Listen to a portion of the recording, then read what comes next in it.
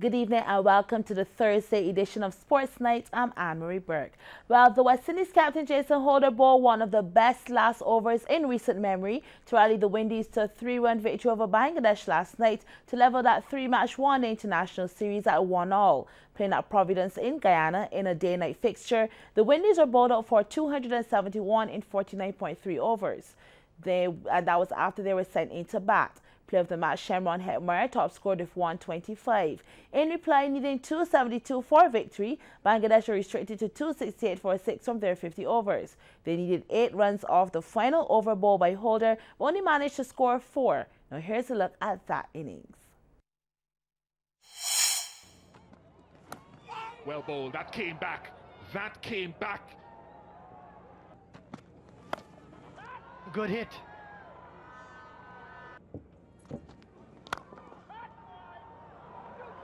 Too hot to handle.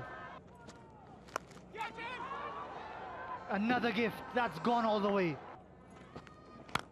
There he goes again. Down the track. Well, he's got him now. And he's sending him on his way.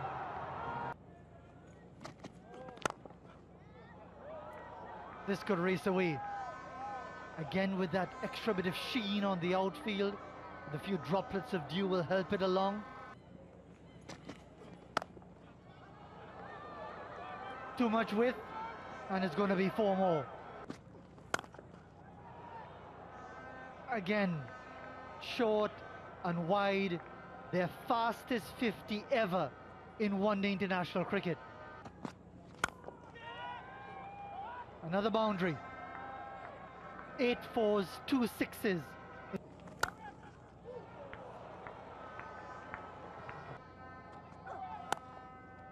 Again, short and wide, put away. This is good batting.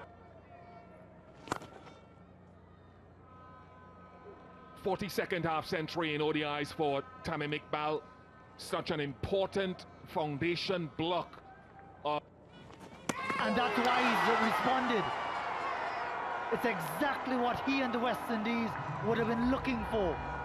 They needed to get a wicket. They needed to separate them.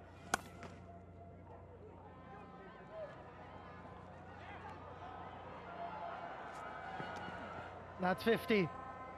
Shakib following up his 97. Big heave-ho out in the deep. Get it now. A pitch gone. One more. And this is a big wicket I was talking about. And that's going to go for 4. And it's short and dragged down and disappears. And that's a beautiful stroke. Has he got enough on it? You better believe it. Asking the question. Run out chance here. They're at one end. Easy. Complete mix-up. Found a gap. This could run away. It will. That's gone. Into the deep and taken.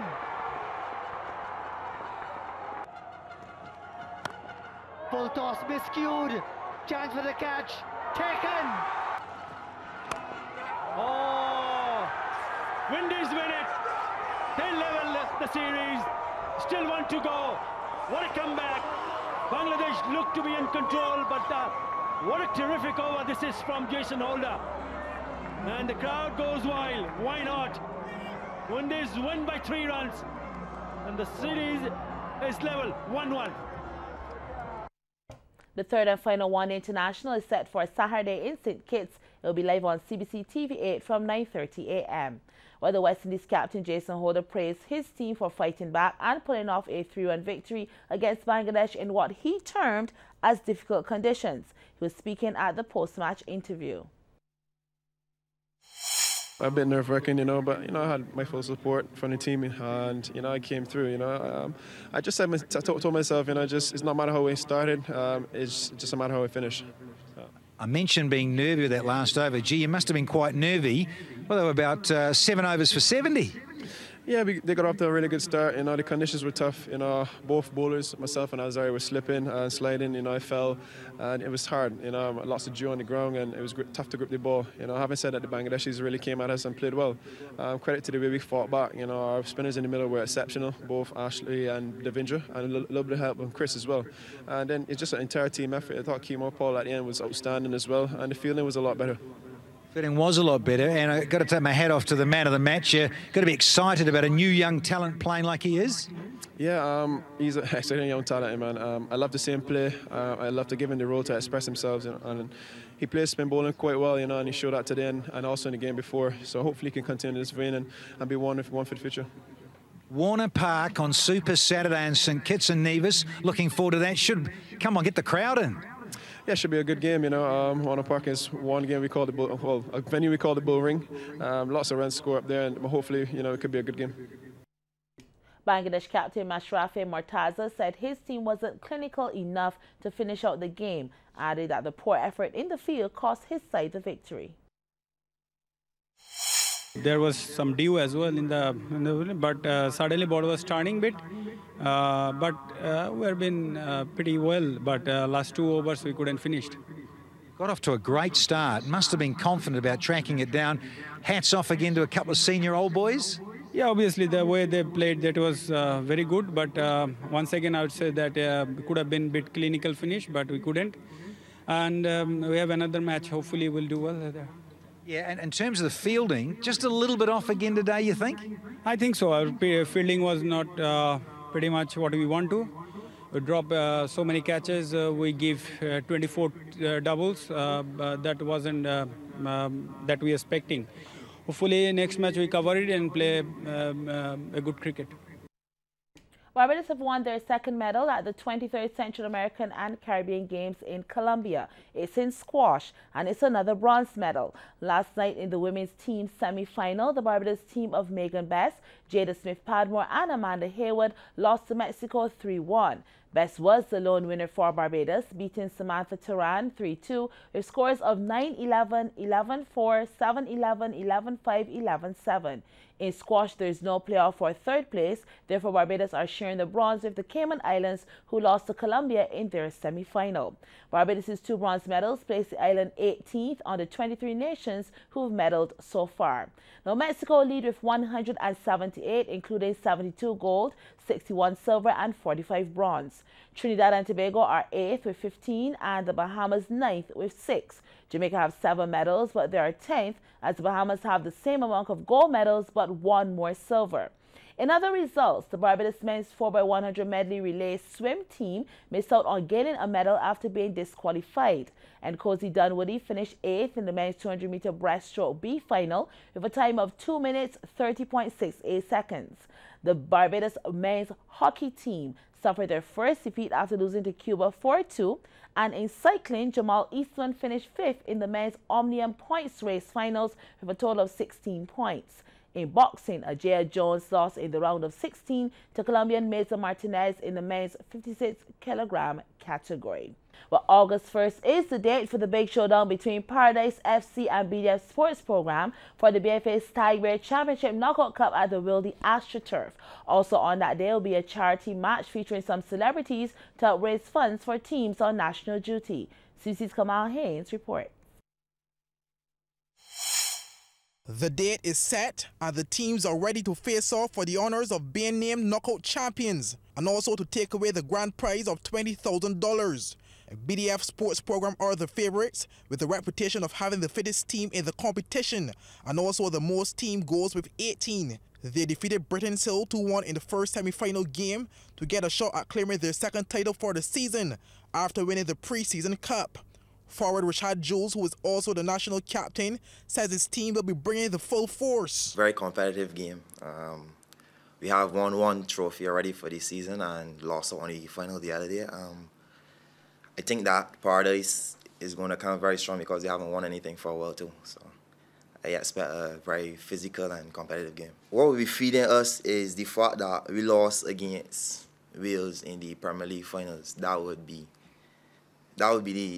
our focus going into this game. We cannot lose this game. We need to come away with the trophy. So I think that the loss against Wales in the finals would feed us to bring our A game on August 1st. And what about possible injuries or anything? So are all the players 100%? I mean, we just played the whole Premier League season, including knockout games too, and some of the players have been playing national games. So, I mean, we might have a few nicks in the team, but nothing to affect performances on August 1st. Captain Armando Sugar Lashley says the victory against defending champions Weymouth Wales in the second semi-final game has boosted their confidence into the final. Well, I expect a tough game. As you know, BDF is the fittest team on the island. But my men ready. It was mentally.